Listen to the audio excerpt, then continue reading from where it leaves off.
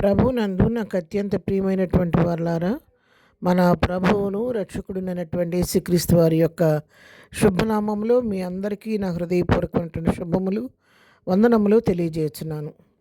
ఉదయకాల సమయంలో దేవుని వాక్యాన్ని ధ్యానం చేసుకుందాము. ఈరోజు వాక్య ధ్యానం కొరకు మనం తీసుకున్నటువంటి లేఖన భాగము కీర్తన గ్రంథము 16వ కీర్తన 8వ వచనం చదువుకుందాం. సదాకాలము యెహోవా యందు నా గురి నిలుపుచున్నాను. ఆయన నా కుడిపార్శ్వం మంది ఉన్నాడు గనుక నేను కదల్చబడను. ఆమేన్. దేవుని నామమునకు మహిమ కలుగును గాక. ఈ వాక్య భాగాన్ని మనం గమనించినట్లయితే ఇది భక్తుడైనటువంటి దావీదు రచించినటువంటి కీర్తన. దావీదు తన అనుభవంలో నుంచి చెప్తున్నటువంటి మాటలు. నేను సదాకాలము, ఈరోజు ఆ రోజు అని కాదు, సదాకాలము కూడా నా గురి నేను యెహోవా యందు నిలుపుచున్నాను. నేను ఆయన వైపే చూస్తున్నాను, నా గురి ఆయన మీద నిలిపాను, ఆయన వెంబడిస్తున్నాను, ఆయన ఆలోచన చొప్పున నేను జీవిస్తున్నానని తెలియచేస్తున్నాడు.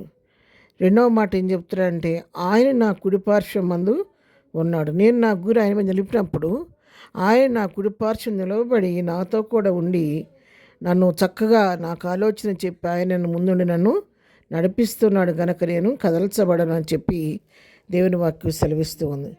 పిల్లల, ఇక్కడ మన ఈ వాక్య భాగం రెండు అనుభవాలు మనం చూస్తున్నాము.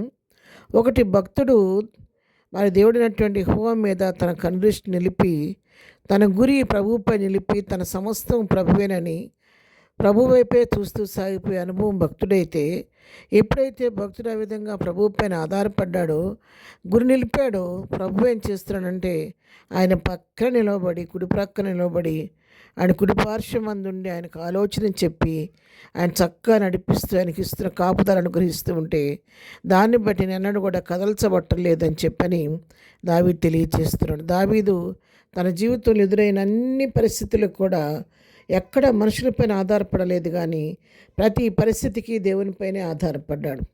తన కష్టం వచ్చినా, సంతోషం వచ్చినా, దుఃఖం వచ్చినా, వ్యాధి వచ్చినా, బలహీనత వచ్చినా, సమస్యలు వచ్చినా, మరణం తరుముతూ వచ్చినప్పుడు కూడా తను మనుషుల వైపు చూడలేదు, కానీ దేవుని వైపే చూస్తూ ముందుకు సాగిపోయినటువంటి గొప్ప అనుభవం కలిగినటువంటి వ్యక్తి.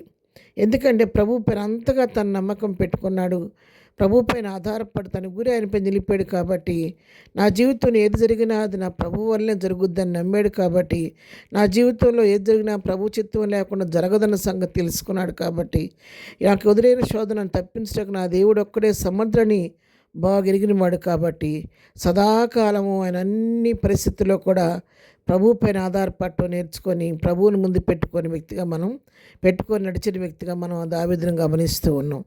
దావీదు ఆ విధంగా ప్రభు పైన ఆధారపడి జీవించిన దాన్ని బట్టి ప్రభు దావీదుని గురించి ఏమి సాక్ష్యం ఇస్తున్నాడంటే, నా చిత్తానుసారుడైన మనుష్యుడు, నా హృదయానుసారుడైనటువంటి మనుష్యుడు అని చెప్పి దావీదుని గురించి దేవుడు సాక్ష్యం ఇస్తూ ఉన్నాడు.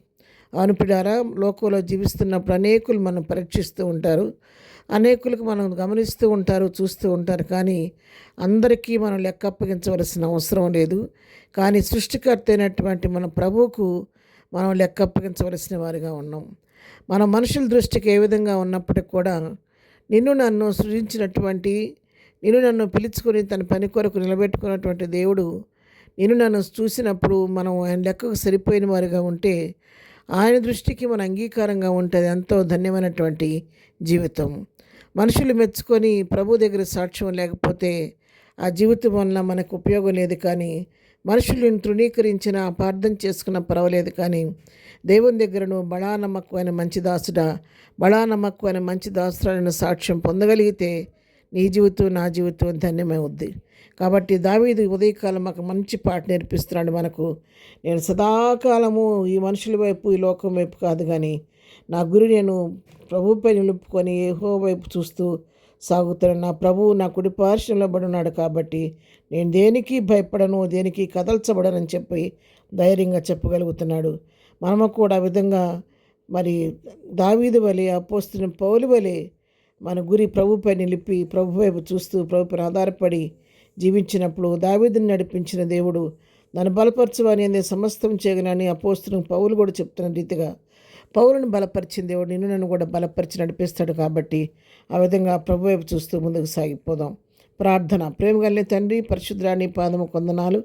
ఉదయకాలం మాకు ఇచ్చిన ఈ శ్రేష్టమైన వాక్య భాగాన్ని బట్టి నీకు వందనాలు. మా జీవితం ఇంతవరకు మీరు నడిపించిన దాన్ని బట్టి మీ కొందరికి ముందు కూడా ప్రభావ మీరే మాకు ముందు నడిపించండి.